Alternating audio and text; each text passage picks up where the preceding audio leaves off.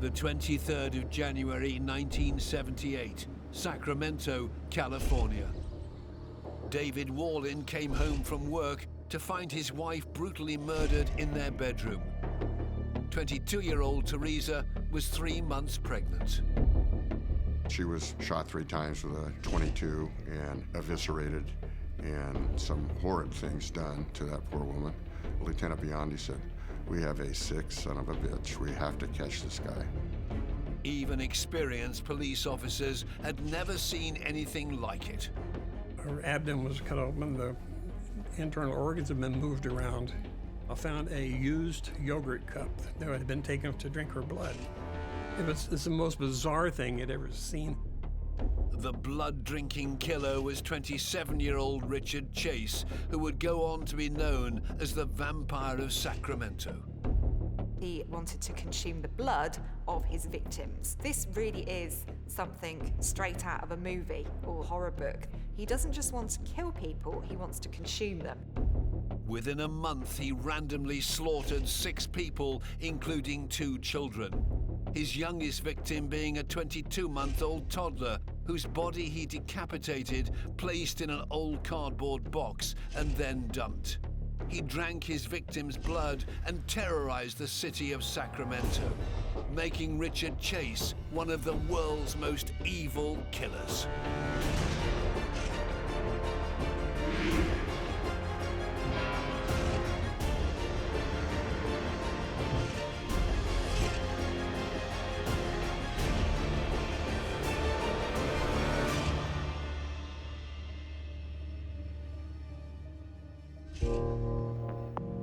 The 27th of January 1978, Sacramento, California. Just 4 days after brutally slaughtering an expectant mother, Teresa Wallin, the serial killer struck again. 36-year-old Evelyn Miroth was also shot and disemboweled. Former detective Bill Roberts was called to the house and met his colleague, Ivan. He had the unfortunate fate of being the first officer on the scene at the Wallin homicide. Well, he was also the first officer on the scene at the Miroth homicide. I've never seen a person so ashen and pale in my entire life. And then the detective came out and said, "It's a bloodbath in there." The depraved killer had also shot Evelyn's 22-month-old nephew, David, her 52-year-old friend Daniel, and 6-year-old son Jason, all dead. Former Detective Lieutenant Ray Biondi led the murder inquiry. Jason Miroth was about the same age as my youngest son. And I had real close to a tearful moment. That wasn't very emotional. I mean, here was this kid all dressed up. His mother had bought him all these new clothes to go to the snow, and he simply was just executed like something in the way. I do remember that out of hundreds of murders, the feeling I had that day. Evelyn's post-mortem revealed the sadistic murderer had indulged in necrophilia. The gruesome murders spread fear amongst the small suburb of Sacramento. They all took place within just over a square mile. The Sacramento Bee almost made this kind of demanding headline that we do something, that we have some kind of crazed person doing these horrific crimes. And I think there was a rash of people buying guns at that time. And in general, everybody was speaking about it. It was just so horrific. A blood-drinking serial killer was on the loose, and no one knew who was next on his hit list. When these attacks became public knowledge, I think it really shook people's sense of stability and security, because what was normal had been completely disrupted. There didn't seem to be a pattern to these crimes. Anybody could fall victim. Assistant District Attorney Albert Loco worked on the case. He recalls how the whole community was on a knife edge. He could be at your door and come in and you not know it until he was there and you were dead. And that's a scary thing. This killer's story begins on the 23rd of May, 1950. Richard Trenton Chase was born in Santa Clara, California, and grew up with a younger sister. Richard Chase seemed to come from a relatively normal family. I think there was quite a bit of controlling behaviour, especially on the part of his father. So he was very strict, he was quite a disciplinarian. And I think he put across some very fixed ideas about masculinity in the household. But that's not dissimilar to thousands of households across America. He was just a normal kid. He was in Boy Scouts, he was in Little League, he had friends. And everyone describes it as, in many respects, a pretty normal life. But the young Chase started showing sinister traits. When Chase is 10 years old, his mother discovers that he's buried the body of a cat in one of her flower beds. Now, there were several cats that had gone missing from the neighborhood. This is inherently disturbing behavior, and his mother doesn't do anything about it. She doesn't try and get help for him. And I think this was very much part of the culture at the time. This is a really odd thing that doesn't make sense, so we're going to sweep it under the carpet and just hope it goes away.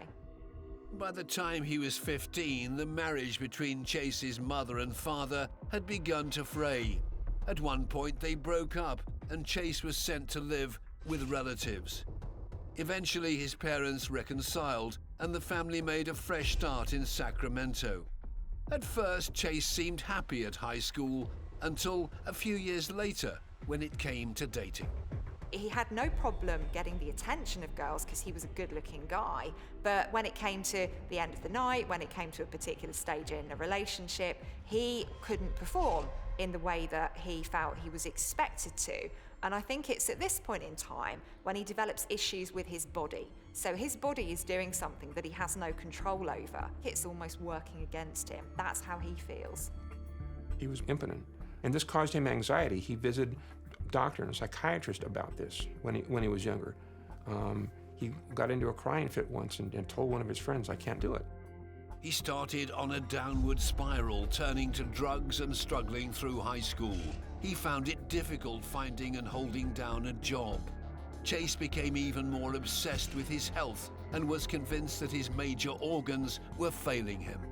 He had been to many doctors, and he was always trying to self-diagnose his own illnesses. And most medical doctors found out that he was in good health, actually. At the age of 23, a neurologist diagnosed Chase as a paranoid schizophrenic and concluded he was suffering from psychiatric disturbances of major proportions. Soon his behavior became even more worrying. He develops this fixation with drinking blood. There was a rabbit farm near to where Richard Chase lived, and he would go there and he would kill rabbits and he would drink their blood. And he would justify this, saying that he had a weak heart and that he needed to ingest this blood in order to restore himself. On one occasion, this obsession even put his life at risk. He wound up at the emergency room at American River Hospital being sick, and he did have septicemia, blood infection. And he was questioned about what was wrong with him, and he said he had given himself an injection of rabbit blood because he felt he needed that for his health. Eventually, on April the 28th, 1976, doctors transferred 25-year-old Chase to Sacramento's Beverly Manor Psychiatric Hospital. He was detained by the state for his own safety. But his insatiable thirst for blood continued, and his fellow patients nicknamed him Dracula. He was capturing birds, and then he was like twisting their heads off and ingesting the blood. But then over time, he was given psychiatric medications, Thorazine, major tranquilizer, and his behavior started to improve. After making good progress, Chase was released from the hospital 5 months later, on the 29th of September. But by June the following year, his behavior lapsed once again. This obsession with drinking blood as a way to kind of restore himself, as a way to nourish himself. This is an idea that becomes rooted in his mind and goes on to determine his behavior. At one point, he killed his mother's cat, and he was outside in the yard and drew her attention to it and held up the bloody cat, and then smeared the blood around his neck and the back of his collar. Horrified, his mother shut the door on her son and refused to let him near the house anymore. But Chase was still thirsty for blood, and to quench his addiction on the 3rd of August 1977, he drove his Ford Ranchero truck 145 miles northeast to Pyramid Lake in Nevada. This time he was targeting larger prey, and he was armed with guns. He bought 2 rifles, a 22, which is a small caliber rifle, and a 33, which is a more substantial hunting rifle. And he had taken these 2 rifles up to an area in the Nevada desert called Pyramid Lake. And he had gotten off in the wilderness there, and apparently what he had done is he had killed a cow. After tearing the animal to shreds, Chase consumed its blood. He then stripped off his clothes and vanished into the desert. The police came across his abandoned Ford Ranchero. In the car, there's a pile of clothes, and there's a bucket which appears to be full of blood, and there's an organ which looks like a liver. And the officers who discover the car go in and look around nearby, and they find Chase naked and huddling on some rocks and covered in blood. So this looks horrific. You know, this looks like potentially this guy's killed someone. Chase ran when he saw the police approaching, but eventually they caught up with him and he was arrested. The vehicle gets impounded, the blood and the liver go off for testing, and it's determined to be from a cow. They eventually released him. They wouldn't give him back his car, and they wouldn't give him back his guns. This incident in itself should have been enough to say, hang on a minute, you know, this guy needs help. At this stage in his life, he is internalizing his trauma. But what can happen with some offenders is that can switch the other way, and they can actually begin harming other people in order to get that sense of control that they really crave. For the mentally unstable Richard Chase, killing animals would no longer be enough to satisfy his cravings. The 27th of December 1977, Sacramento, California. Chase retrieved his car from the police and was now cruising the streets of Sacramento with a new .22 caliber semi-automatic pistol. The bloodthirsty animal killer set his sights on a different kind of prey: humans. There was a woman who was standing at her kitchen window washing her dishes, and a shot came through the window. That bullet went right through her hair. Just barely missed. Went through her hair and lodged in a cabinet behind her.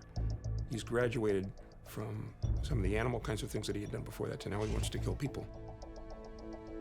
Chase had failed in his first attempt at taking a human life, but just 2 days later, he was out roaming Sacramento's suburbs in his pickup once again.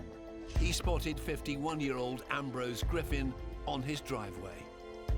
He'd been shopping with his wife, he was helping her take the groceries in from the car, and in a split second, Richard Chase shoots him.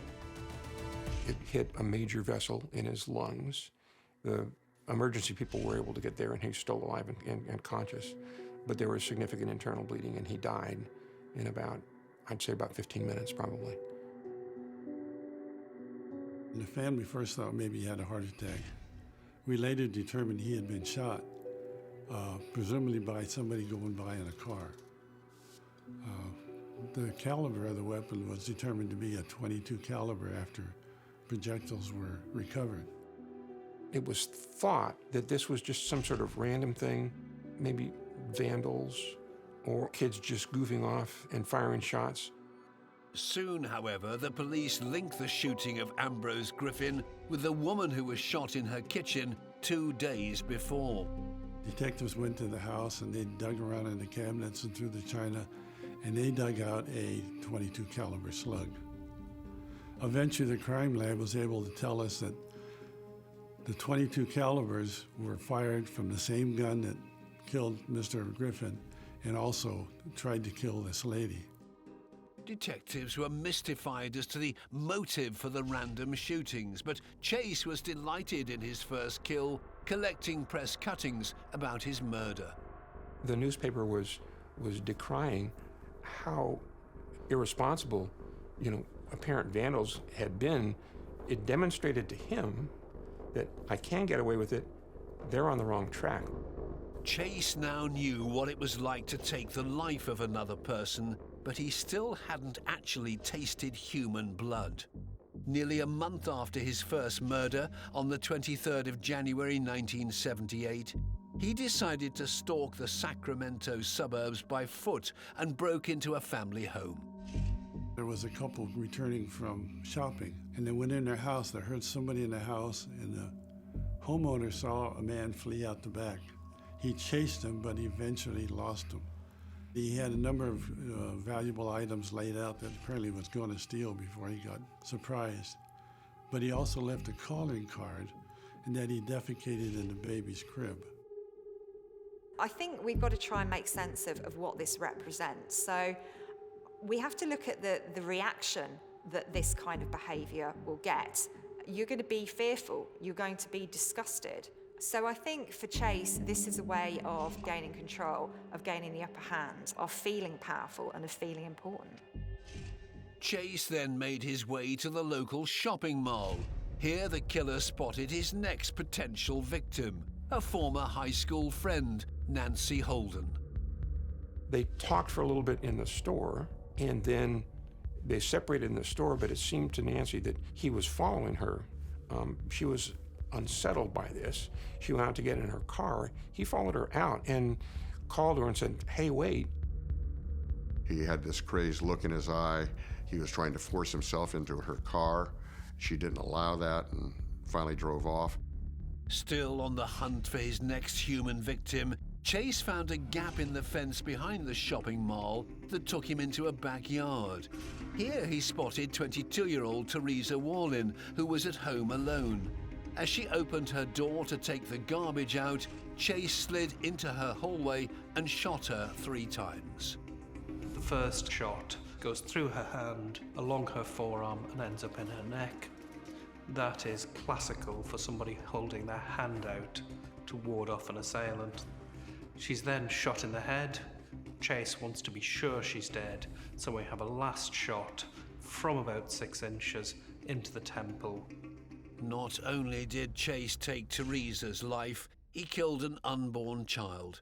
She was 3 months pregnant. Next, the killer indulged in his darkest fantasies, taking Teresa's body into her bedroom, where he slit her abdomen open. This is his opportunity to explore, to experiment.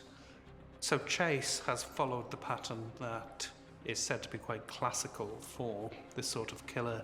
He starts by opening animals, and then he goes on to kill a human being. After violently stabbing her heart and a nipple, Chase removed Teresa's internal organs. But in the final act of the killing, he used an empty yogurt pot to drink his victim's blood. Now he's getting to what he actually wants to do. He doesn't just want to kill people, he wants to consume them. He wants to own them and possess them. It's all part of taking on someone's life essence. It is using them to strengthen yourself. It is an unnecessary act in killing. It is clearly some sort of fetishistic activity.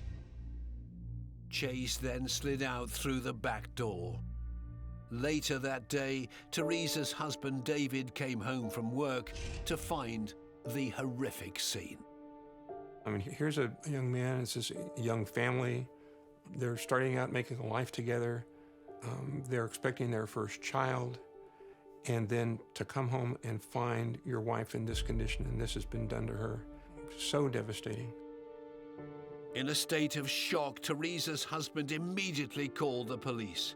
Detective Lieutenant Biondi and crime scene investigator Frank Davidson were called to the house. It was a very involved scene because we had casings on the floor. We had a mutilated body in the back. The scene work went on nearly 24 hours there just to try to figure everything out of that house. It's the most bizarre thing you'd ever see, you know, because the lady was with bare from the waist down. Her abdomen was cut open. internal organs had been moved around, and he had taken dog feces and put it in her mouth. It was disturbing to know something like that was going on in the neighborhood. Some of her internal organs had been pulled out through that cavity in the body. There were blood stains around on the floor, and there was a crumpled yogurt cup that was right next to the body, and it had a lot of blood on it. The police were puzzled by the yogurt cup. At first, they had no idea of their killer's blood-drinking fetish. On the floor, you could see rings that might have been left by the yogurt cup actually being bloody and then being set down on the floor. In the same way, if you had a cup that was wet or had condensation and you set it on a table and then picked it up, there'd be a ring where the cup was. At the time, went right over my head. I couldn't understand why that was there. On the cup, after it's a process for fingerprints, it had a zigzag pattern like a rubber glove, latex-like rubber gloves, and you could see where he had gripped it. Checked the bathroom, the sink, and the handles on the faucets had the same zigzag pattern, so we knew he was wearing gloves. The murderer had gone and gotten a knife from the kitchen and used that on the body, and then after all of that was done, took the knife back, cleaned it, and put it back in the dish rack. So that was certainly unusual kind of behavior. There were blood smears along her inner thigh, close to her genitals. You have a knife thrust back and forth in her breast, through the nipple. There's a clear sexual aspect to those things, sexual sadism, if you will. The FBI drew up a profile of the depraved murderer for the police. The FBI had called him as just a blitz killer. Just walk right up and just kill you. The classification for them from behavioral science was a disorganized killer, pretty much of a loner that just acted on impulse, no plan as to how he was going to commit the crime. Really dangerous, super dangerous. As the police launched a manhunt for the brutal killer, Richard Chase sat back and relished his achievement. Now he'd had his first taste of human blood, the Vampire of Sacramento was ready to kill again.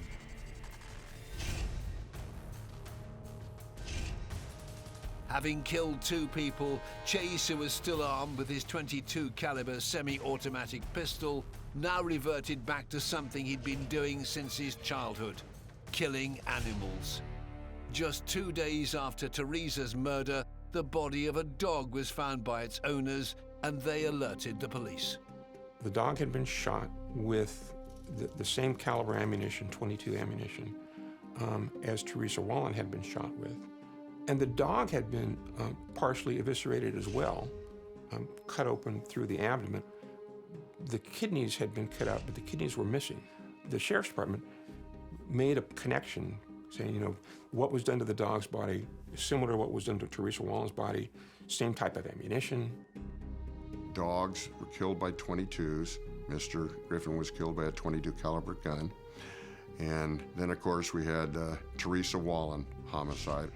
And it was then when we thought, maybe we have a connection between all these 3. Detectives concluded their killer lived somewhere within a 1-mile radius they'd mapped out. My lieutenant said, we have a sick son of a bitch. We have to catch this guy. There was somebody who was pretty evil and twisted, and I just wanted to help get him off the street. So we drew all our activity to that mile square and had tremendous canvases going on. We were knocking on every door we could find. There was cops everywhere in that area. 4 days later, on the 27th of January, Chase would strike again.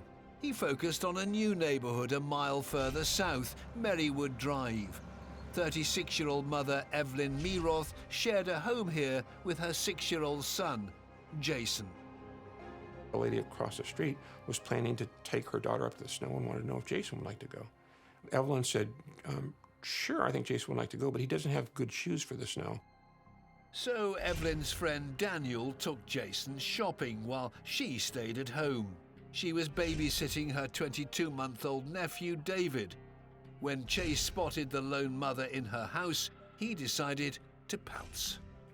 Richard Chase went in through an open door. He entered the home without having to break and enter, essentially. But it was Evelyn who he was after. He wanted her. He wanted to consume her blood. At that point, Evelyn Miroth was shot and killed, apparently in the hallway. With Evelyn now dead, her 22-month-old nephew David started crying, so Chase coldly put a bullet through his head. Then he turned his mind back to Evelyn, whom he stripped naked. Her body was moved to a front bedroom and thrown over a bed. Chase then sodomized his victim. The only time that we could establish that Richard Chase ever had an orgasm in a sex act with a woman was when he sodomized Evelyn Miroth.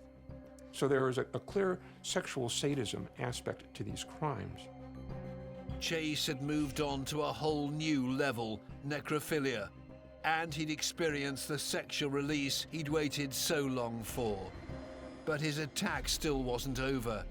Chase slit Evelyn's abdomen open and stabbed her major organs. He then tried to cut out one of her eyes. I think there's a very evident link here back to his teenage years, back to that time in high school when he was this popular, good-looking guy who got lots of girls. But when he got those girls, he wasn't able to perform with them. He experienced erectile dysfunction. So I think that lodges in his mind an association between women and shame and women and failure. And what he's doing in opening these women up and by implication humiliating them, is kind of leveling the playing field for him. But the serial killer was suddenly disturbed during the macabre mutilation. Sometime in the course of all this going on with Mrs. Miroth, Daniel Meredith, the family friend, and Jason came home. And they were shot in the living room right after they had come into the house. Chase killed Daniel Meredith instantly. 6-year-old Jason was shot twice in the head. The fatal bullet was delivered at close range.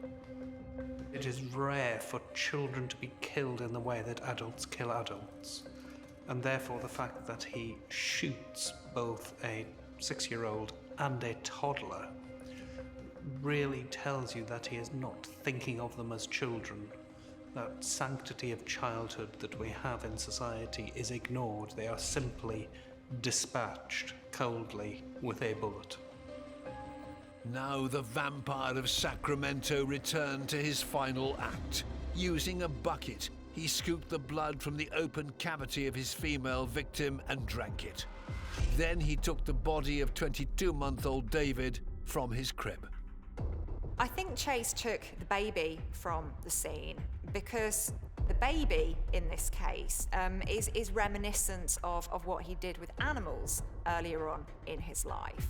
So you have complete control over these creatures who are smaller than you, and he wanted to extend that feeling of pleasure, those feelings of power that he'd felt at the scene. So he took the baby with him to continue his offending.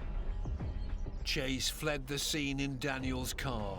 In the solitude of his apartment, he decapitated the 22-month-old toddler, David, and also drank his blood.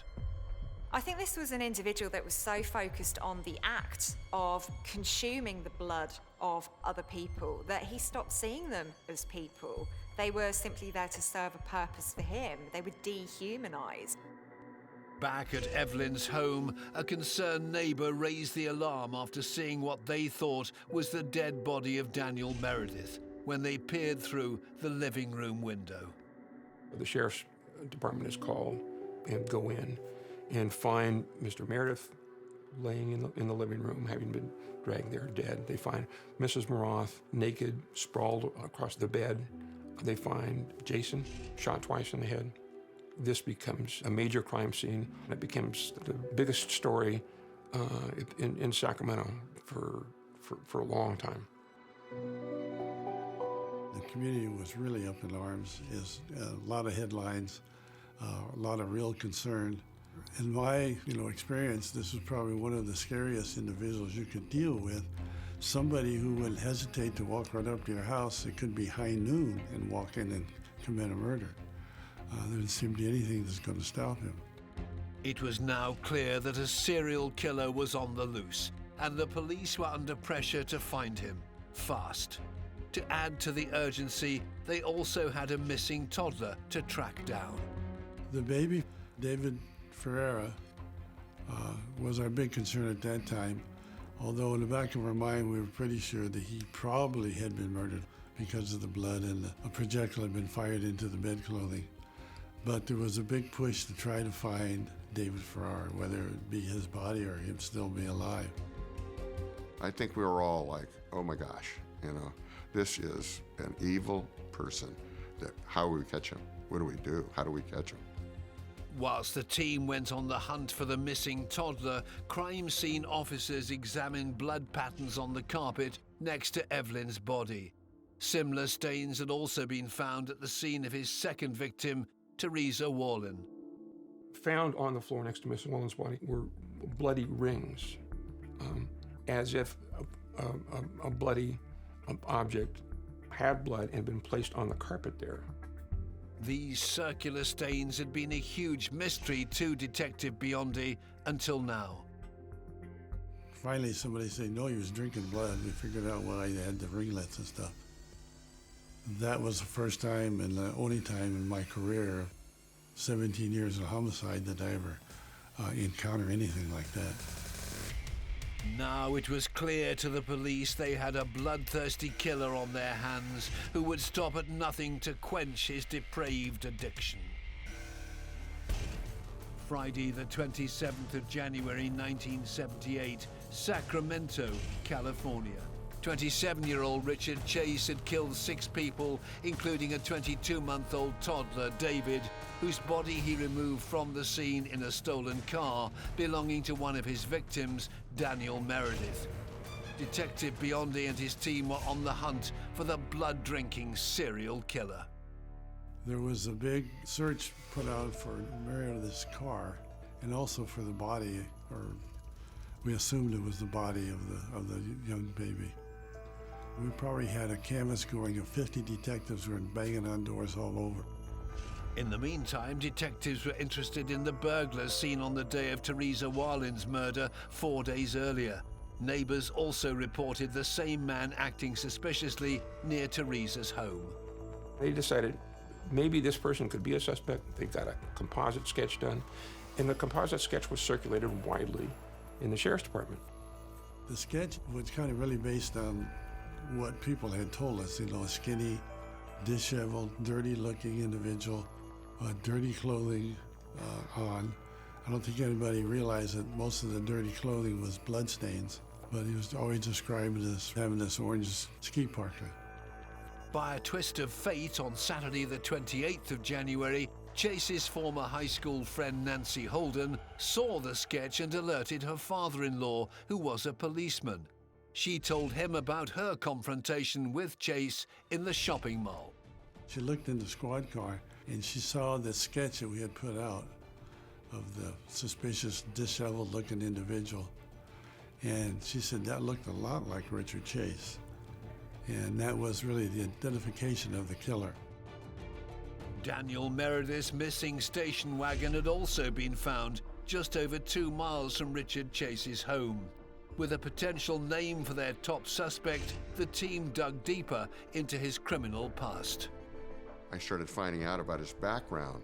He was up in Pyramid Lake, Nevada, found nude, covered in blood, with a .22 about a year before all of this stuff started happening.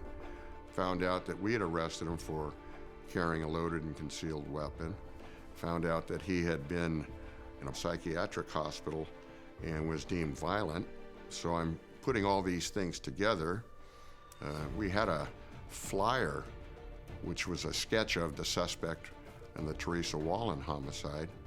And I looked at it and compare it to a mugshot we have, except the sketch doesn't have a mustache and goatee.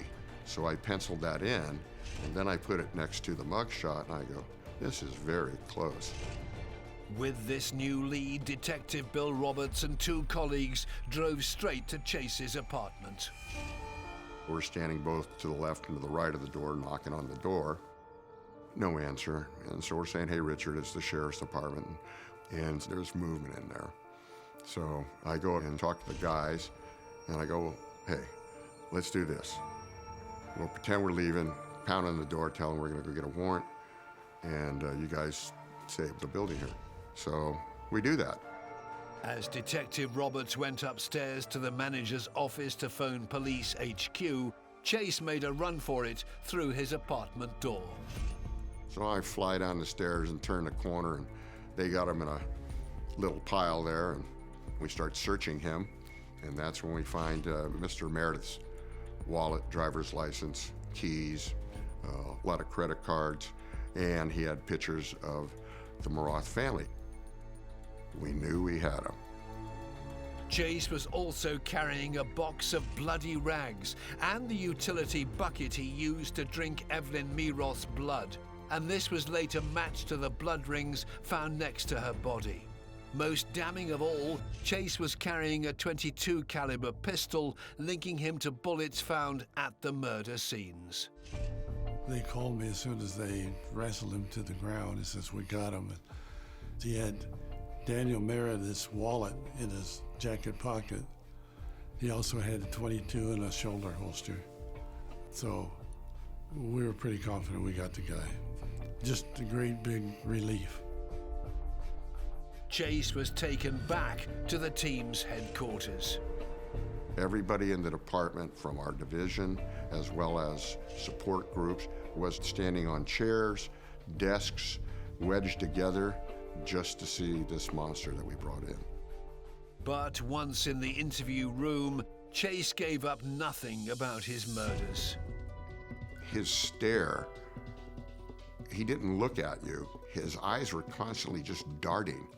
I'd raise my voice and say things and talk to him about the homicides and how could you do that? You know, it didn't matter. It didn't matter. We talked about Pyramid Lake and our knowledge of him being in Pyramid Lake. What were you doing nude full of blood in Pyramid Lake? Wouldn't acknowledge it. It was just like it didn't matter.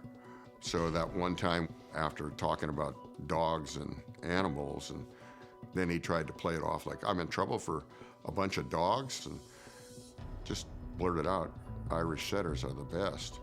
It was like, what? Because I didn't know if he meant he liked Irish setters because they tasted good or because he liked Irish setters and maybe didn't hurt any. But it just was a spontaneous out of his mouth thing that had nothing to do what we were trying to get out of him. So it was by far, in my entire career, the toughest interrogation I ever had. Even the most experienced homicide detectives couldn't get anything out of Chase. So Lieutenant Beyond his team had to find more evidence against him. They searched his apartment. It was a stinking mess when they got there with rotten meat on the counters and what have you. Except one drawer where his knives and stuff were kept were very neat and, you know, like a surgeon would have, you know. There were body parts, I don't know whether animal or human, but things in his refrigerator and the freezer, some mixture that was like probably some part of anatomy in a blender, but it was a real involved scene to where he obviously was dissecting and killing animals inside that apartment. Detectives also uncovered brain matter on the killer's bed, which was also found on the bloody rags seized during his arrest. Tests revealed this belonged to the missing toddler, David Ferreira. On the 24th of March, his body was finally found in a box on wasteland next to a local church by the janitor. The baby had been decapitated. He had been out for almost 2 months at that point, and so there was a lot of decomposition. Also in the box with the baby's body were the keys to Daniel Miroth's car. Just over 9 months later, on the 2nd of January 1979, Richard Chase stood trial on 6 counts of murder at Santa Clara County Superior Court. Chase finally admitted his crimes, but his defense team said they were not premeditated due to his mental illness. Assistant District Attorney Albert Locher was determined to prove otherwise. There's a lot of evidence that show that Mr. Chase knew what he was doing, knew that it was wrong, and could formulate a plan. For instance, Mr. Chase wore gloves in these scenes. He didn't leave behind fingerprints. In the Wallen scene, he takes a knife out of the kitchen rack, he stabs her repeatedly, mutilates her body with it, and then he cleans it up and he puts it back in the rack. What is that if not trying to cover your tracks and cover what you did? The prosecution made their case over the next 4 months, and on May the 8th, Richard Chase was found guilty of first-degree murder. He was later sentenced to death by gas chamber. But the infamous serial killer had a parting shot. He was being given psychiatric medications, which were major tranquilizers, and he hoarded them until he got to a point where he felt he had enough pills to do what he wanted to do, and he ingested them all at once, and it was a fatal overdose, and he died. He actually decided to take his own life. So for me, this is somebody who always wants to be in control, and he was very much in control until the end. The so-called Vampire of Sacramento's reign of terror was finally over. The fear that he put in a community, a killer who would walk in your house in the middle of the day when you thought you were safe, would walk up and simply execute you. That's what made Richard Chase so evil. And after the killing, what he did just added to the horror of the killings. Here's somebody who engaged in evil acts, but this was somebody who had mental health problems that went unaddressed. So I think when we're talking about accountability and responsibility in this case, this doesn't just lay at the hands of the offender. This is about society as well. There are just evil people in the world. And like it or not, that's why you have the cops, because we go after those people, and you gotta eliminate the evil people to protect everybody else. Chase mercilessly executed 6 people, including a 6-year-old child and a toddler whom he brutally decapitated.